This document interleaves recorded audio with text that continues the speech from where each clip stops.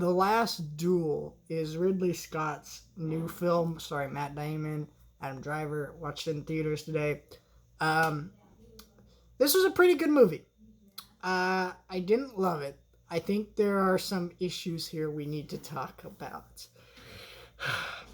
It's strange because I enjoyed this movie throughout the whole runtime. I was never bored. I was incredibly invested in these characters' journey because what the story of this movie is essentially is we have Adam Driver's character who commits adultery, and we have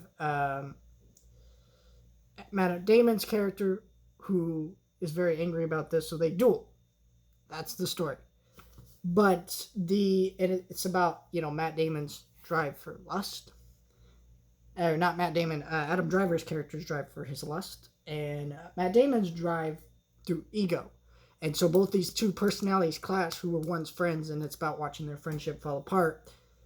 The issue with this movie is not any of the technical craftsmanship. First of all, this is a beautiful looking movie.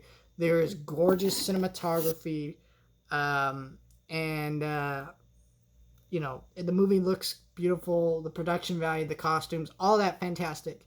The performances are all great too. The film moves very well. The sound design, incredible. Where this movie falters is its storytelling. So this film is told through multiple perspectives.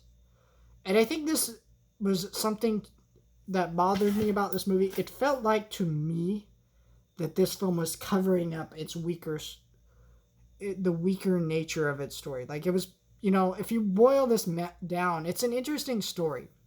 But it is a little generic. We've seen it before, but I think it hurt the film telling the story like this. It did not add anything to it. Yes, it's interesting to see different perspectives on the story, but there are literal scenes in this movie where I'm watching this scene going, I just saw this exact scene, and there is no new information and nothing new communicated here. I do not need to see this scene. And if you cut those parts out of the movie, it would have worked a lot better. Or just told the story straight, it would have worked a lot better. Because there is enough interesting story here with these two people who were friends. One driven by lust, the other driven by ego, and both leading them to anger. And, in the end, one falls, but also in the end, both fall, if you catch my drift with it. I think it's a beautiful, interesting story that is just more drawn out than it needs to be, and I think it hurt the film a lot. But I think it's still worth seeing, especially in a theater, because this film was quite gorgeous. Of course, if you can't make it out to the theater, it's not a bad one to watch at home, I guess. It just was very frustrating on a lot of issues with the film.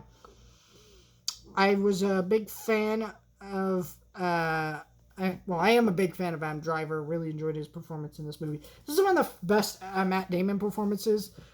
A lot of times when I see Matt Damon in movies, I don't see Matt Damon. I just see I don't see a character. I just see Matt Damon. If you know what I mean.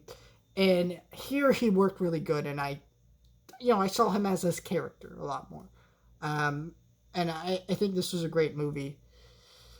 For the most part, it just had some issues that dropped it down to me. I think if they fixed those issues, this could have been one of my favorite movies of the year, but it really failed to deliver on that, I would say.